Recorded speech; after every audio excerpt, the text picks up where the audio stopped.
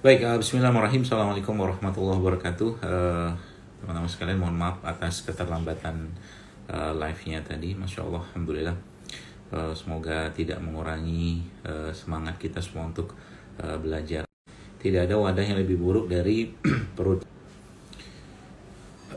Sebentar, dicari sinyalnya yang bagus.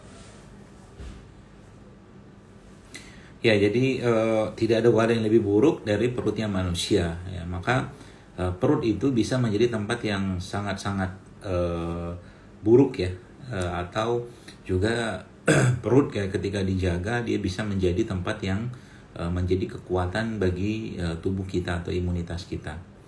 Maka masya Allah membahas tentang perut ini, maka kita perlu tahu dulu ya sebenarnya ada apa di perut kita, ya, ada apa di perut manusia. Ya kalau teman-teman lihat ya dalam perut ya tentunya ada organ-organ ya di situ ya, ada lambung ya, ada usus halus, ada usus besar ya. Bahkan di rongga abdomen kita itu juga ada livernya, ada apa namanya atau hatinya ya, dan organ-organ lainnya.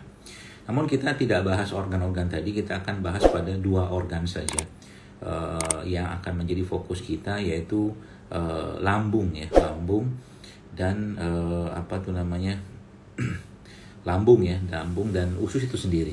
Nah, baik teman-teman sekalian, maka masya Allah sebenarnya kalau kita perhatikan ya perut kita itu seperti seperti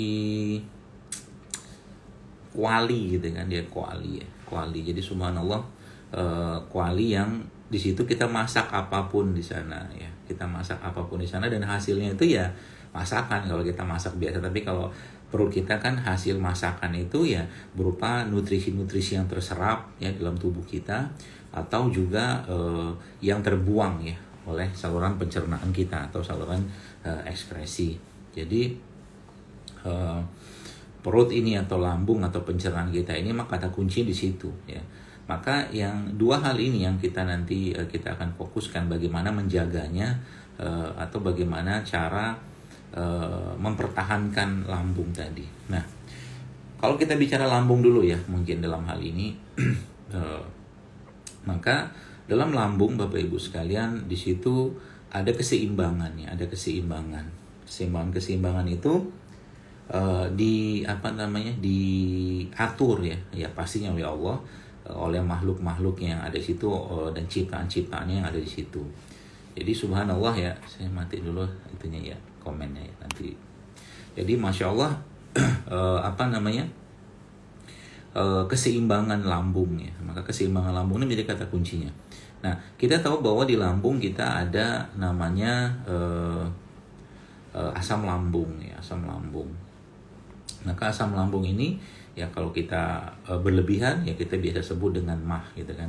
Tapi tidak banyak yang membahas tentang kekurangan asam lambung. Nah, dua hal ini sebenarnya yang akan menjadi titik poin penting kita untuk kita bahas pada sore hari ini.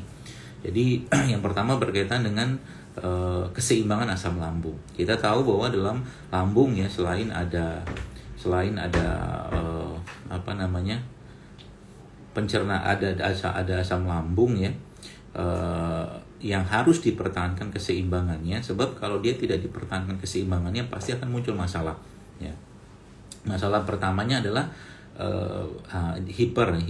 hipersekresi dari asam klorida tadi. Masalah yang kedua adalah justru malah hiposekresinya ya.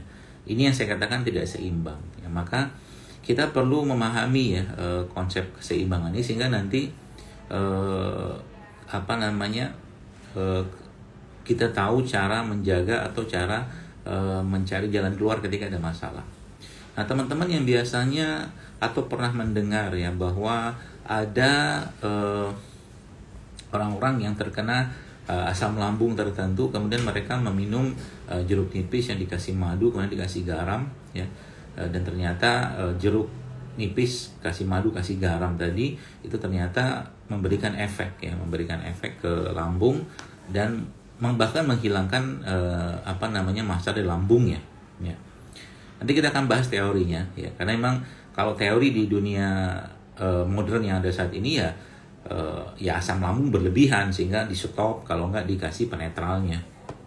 Ya, kalau di teori yang lain, katakanlah di teori pengobatan natural ya, atau mungkin di kesehatan Islam itu teorinya tidak melulu seperti itu ya.